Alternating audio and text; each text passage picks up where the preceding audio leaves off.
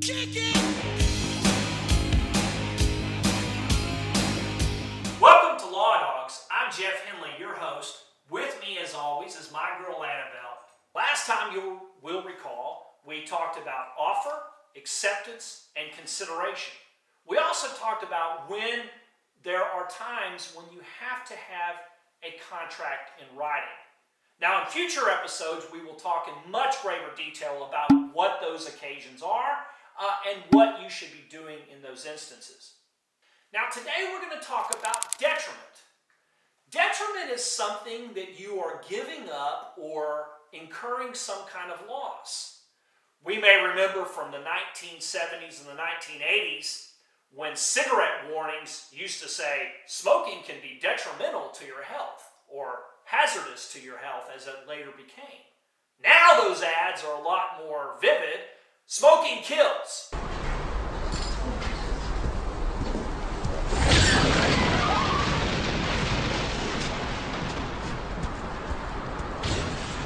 Detriment can even include refraining from something someone is entitled to do.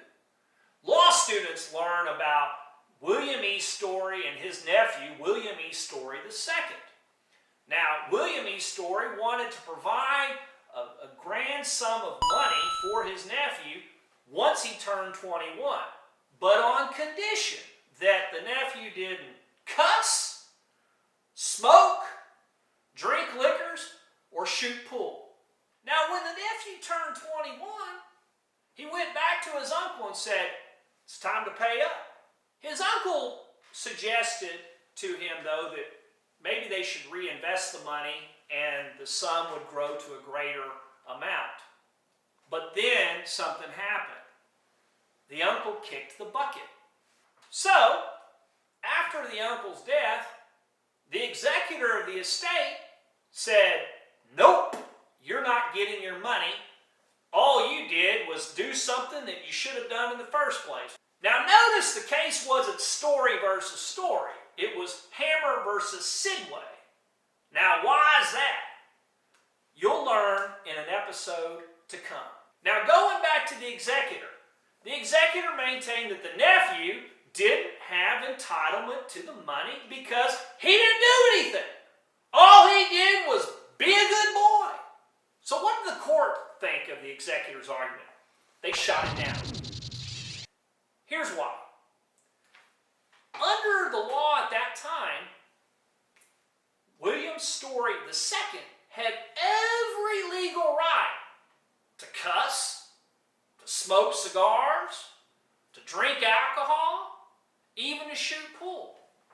And in consideration of him giving those things up, he suffered a legal detriment. He gave up something to his uncle by refraining from those bad habits, and in return, he was entitled to that $5,000. $5,000 in 1869. That's like $95,000 today for not cussing. I'd take that deal any day. Like it or not, the high court determined that the nephew had the right to party. For your right to party!